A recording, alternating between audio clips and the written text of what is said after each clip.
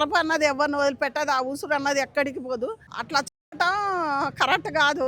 అంటే ఎవరు ఏ బిడ్డ అయినా బయట బిడ్డ అని ఎవరైనా నీకు ఇష్టం లేకుంటే నాయన అమ్మ నాకు అతడు ఇష్టం లేడు, నేను వేరే అబ్బాయితోటి నేను కొన్ని ఇష్టపడ్డ అబ్బాయే కావాలి, నాకు పూలు చేసుకుంటాడు కానీ రోడ్డు మీద తిరుగుతా అబ్బాయే కావాలి, నాకు ఈ అబ్బాయి వద్దని ముదుగాల తల్లిదండ్రితో చెప్పాలి కదా. తల్లిదండ్రికి కూడా చెప్పే ఉన్నదేమో, మనకు తెలియదు కదా లోపలిది.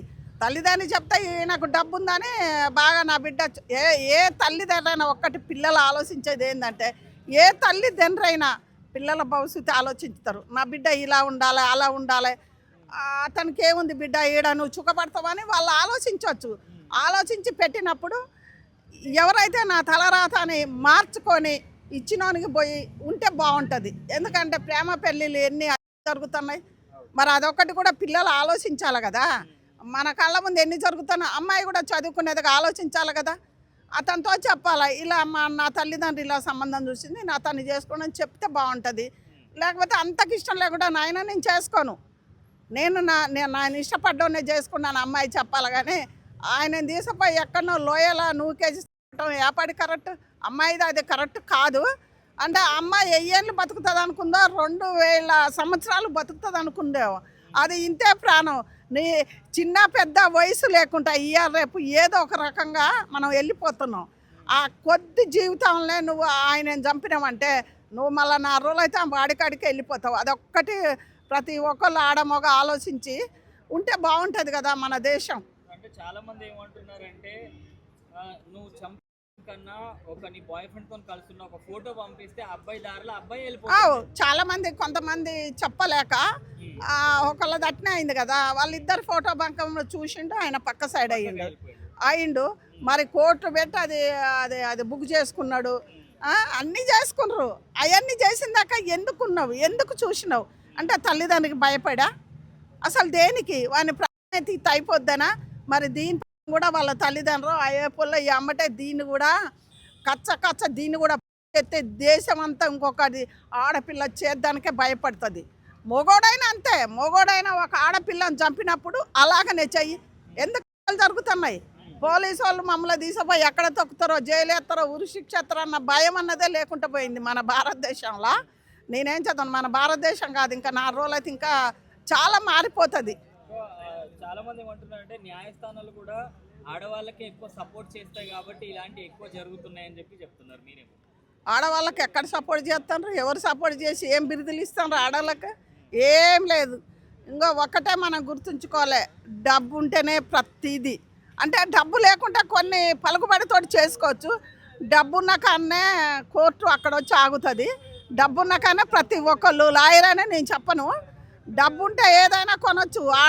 ఆడమ్మ దగ్గర ఏముండదు ఇటేపు డబ్బు కల్లోళ్ళు. మరి డబ్బు కన్నోళ్ళదే వస్తుందా, ఏం లేనిది వస్తుందా? అట్లా ఆడవాళ్ళని నేను ఎంతమందినో కోర్టు కాడ పోయి చూడు, ఆడవాళ్ళు 1000 మంది ఉంటారు, వాళ్ళందరూ పిల్లలు వేసుకొని కూడా వస్తారు. అలా మరి ఆడవాళ్ళది అయితే అంతమంది అక్కడ ఎందుకున్నారు, అంతమంది అక్కడ ఎందుకుంటారు? ఈ కోర్టులు ఇవన్నీ ఎందుకు? ఆ చిన్న పెద్ద వయసు కాదు ఆడ ముఖ్యం, వయసు లేకుండానే కోర్టు చుట్టూ చెప్పులు అరిగేలాక తిరిగి ఇలా అలసిపోయి కూడా కొంతమంది ఉన్నారు. ఇది ఏందిరా అనుకుంటా. మరి ఇంకా ఆడవాళ్ళకి ఎక్కడ న్యాయం జరుగుతుంది? అంతమంది ఎందుకుంటారు? ఆడవాళ్ళకి ఎమ్మటే న్యాయం జరిపిస్తున్నారు ప్రభుత్వాలు, పోలీసు వాళ్ళు, సరే లాయర్లు అయినా ఎవరైనా జరిపిస్తారు. మరి అంతమంది ఎందుకు తిరుగుతారు? 5 ఏళ్ళు 10 ఏళ్ళు ఎందుకు తిప్పుకుంటారు? ఆడవాళ్ళకు న్యాయం, ఆడవాళ్ళకి ఎప్పుడైనా యాదించుకో, ఆడవాళ్ళకు న్యాయమే లేదు. డబ్బున్న వాళ్ళ కాడ న్యాయం ఉంటుంది, డబ్బు ఉంటే న్యాయం ఎక్కడైనా ఉంటుంది. లాయర్లు కూడా చాలామంది చేసేటోళ్ళకు న్యాయమే చేస్తారు, వాళ్ళని కూడా మనం నిందించకూడదు కదా. ఏదైనా డబ్బుతోటే పని ఉంటేనాట ఉన్నోళ్ళు ఇంటే పుట్టాలా, లేకపోతే అసలు కూలి చేసుకున్న వాళ్ళు ఇంటే పిట్టాలని బిడ్డలు ఆడపోరగాళ్ళు అనుకుంటారు. ఆడవాళ్ళకి ఏం న్యాయం లేదు, ఆడ మగ అంతా సమానమే, డబ్బులు ఎక్కడ ఉంటే అక్కడే న్యాయం ఉంటుంది. సో అంటే చాలా మంది ఏమంటున్నారంటే అందం లేక కాదు, డబ్బు లేక కాదు, ప్రేమ కూడా లేక కాదు, ఇన్ని చూపించిన తర్వాత కూడా అమ్మాయికి ఏం అవసరం వచ్చింది ఆ అబ్బాయిని? డబ్బు ఆమెకు అన్నీ ఉన్నాయి కానీ అసలు వెనక ఒక అతన్ని చచ్చినా బతికినా నీకు నేను నాకు నువ్వని వాళ్ళు అక్కడ వాగ్దానం చేసింది. అతడు మరి ఈమెని అని బెదిరించిండ్రా, మళ్ళీ తల్లిదండ్రా ఏదో వెనక బలం ఉంటేనే ఆ పెళ్లి కొడుకుని అతన్ని జరిగింది, ఆ కారణం లేకుండా కదా. ఒకలా చేసుకుందాం అనుకొని పూల పనులు పెట్టుకుందేమో లోపట ఏమన్నా పూల పనులు అయినాక ఒత్తిడి వచ్చిందాం లోనది మనకు తెలియదు. ఇక ఉంటా ఉంటే పోలీసు వాళ్ళు ఇప్పుడు లాయర్లు జడ్జి ఉంటే అన్నీ బయటపడతాయి. ఇప్పుడు వాళ్ళ నుంచే కదా మనకి ఏదైనా తెలిసేది. అదే కోరుకుంటున్నా. అంటే ఇక్కడ తల్లిదండ్రులది కూడా తప్పు ఉంది, ఆ అమ్మాయిని పెళ్లి చేసుకోవాలని చెప్పి ఫోర్స్ చేస్తారని చెప్పి చెప్తున్నారు. తల్లిదండ్రి తప్పు ఉంటేనే కదా అయ్యా పూల పనుల దాకా వచ్చింది. అమ్మాయిని బెదిరియొచ్చు, నేను చచ్చిపోతాను అతన్ని చేసుకోకుండా అనొచ్చు. సరే నా తల్లిదండ్రి కూడా ముఖ్యమని అమ్మాయి అతనికి తలంచి పూల పనులు పెట్టుకున్నారు. ఇక మళ్ళీ అట్నుంచి ఏమొచ్చిందో అమ్మాయి 3 ఏపుల ఏటి మొగ్గు తీయాలి, నీ అసలోడే చచ్చిపోతే నేను హాయిగా ఉండొచ్చు కదా అని ఆలోచన చేయొచ్చు. అందుగురింటే న్యాయం అన్నది ఉన్నది. కోర్టు లాయర్లు జడ్జి గారు అతన్ని చెప్పినందుకు పోయిన ప్రాణం అయితే ఎవ్వరు తెచ్చియలేరు. ఆ లోటు ఆ తల్లిదండ్రులు ఎవరు తీరుతారు? ఇప్పుడు పోలీసు వాళ్ళైనా తీరుతారా? చట్టం తీరుతారా? జడ్జి న్యాయం చెప్తాడు, అతన్ని చెప్పకూడదమ్మా ఇది కరెక్ట్ కాదని 4 రోజులు జైలు తీసిపోయేస్తే డబ్బులు పెట్టి ఇడిపించుకొచ్చే వాదనలు అటొక లాయర్ ఇటొక లాయర్ వాదనలు ఉంటూనే ఉంటాయి.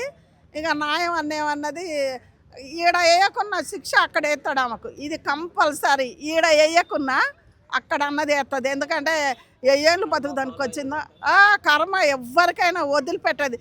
ఒకప్పుడేమో ఎమ్మట, ఇప్పుడేమో కొద్దిగా తేడాగా చూపిస్తుంది.